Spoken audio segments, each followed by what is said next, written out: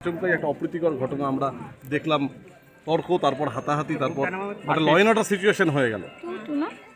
তারপর খবর পেয়ে বিরাট পুলিশ বাহিনী আসে এবং দেখলাম যে আপনিও এসেছেন, কি বলবেন? না, এটা দেখুন, এখানে কোথাও একটা গন্ডগোল হয়েছে, সেটা হচ্ছে যেই বুথগুলো আজকে যে 3টে বুথ নিয়ে এখানে